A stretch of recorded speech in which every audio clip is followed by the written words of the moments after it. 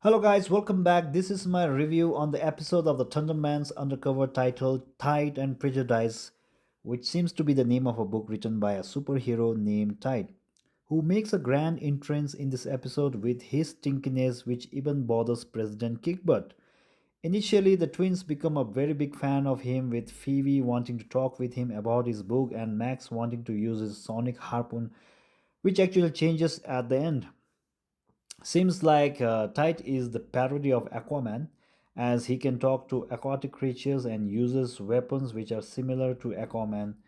And also, he gets swallowed by a crab, which he seems to be very proud of. While in the stomach of the crab, to prevent getting lonely, just like Tom Hanks in Castaway, he befriends a pearl, and seems like he'll not be happy if someone makes him separated from it. We come to know he was the guardian of the sacred shore and present house where the Thundermans are staying was his house, and a lot of things are there which the T-Force doesn't know, like booby traps and the entrance to the air layer which can be accessed from the rooftop. The rooftop airport. Didn't you ever wonder why they call this place the Skyport? It's an airline. He also changes the settings of Thunder Fort, making him Water Fort. Waterlet now, and I only answer to high tide, you bunch of barnacle brains!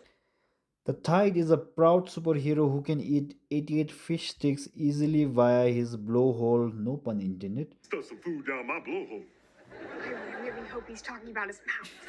We get to know he's a part sea lion due to his mother, and unfortunately, at the end of his career, before he was devoured by a crab, he was doing more harm than good, being a superhero.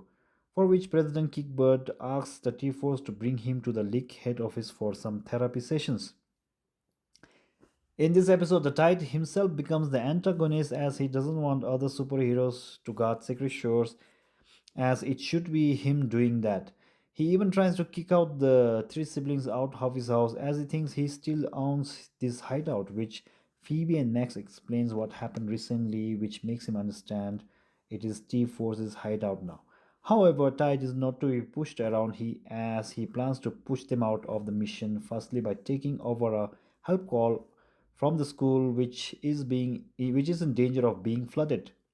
He overhears the mission call and disables the three siblings with his special attack, which is a starfish, and it works well as the trio can't see anything with starfishes on their face.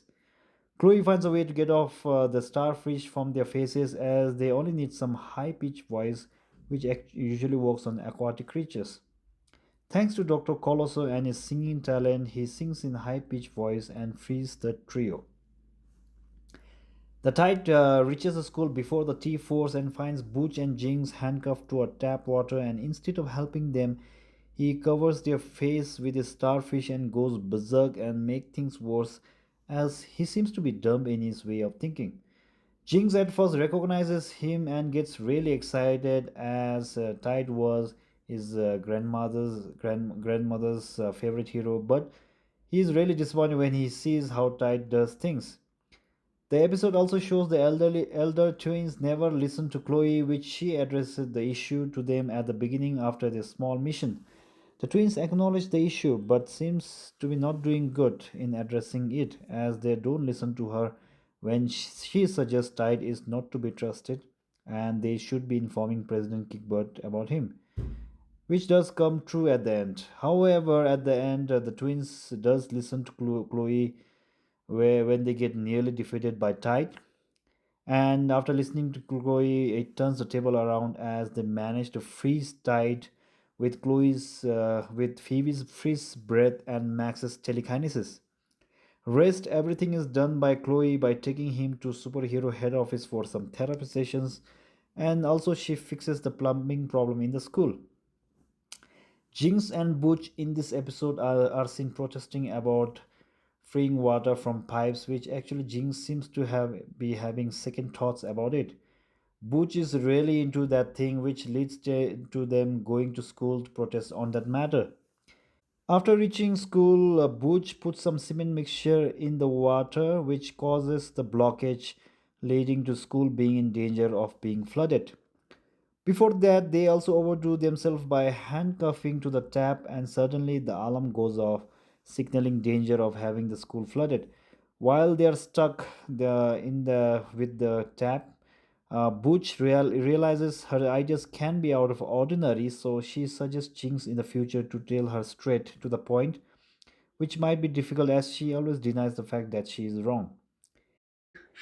I also don't like that onion and tree bark crust pizza you make. Eventually, we see Tide coming to their rescue and making things worse by covering their face with starfish. But at the end, we have Dr. Colosso again with his high pitched singing rescuing them from the starfishes.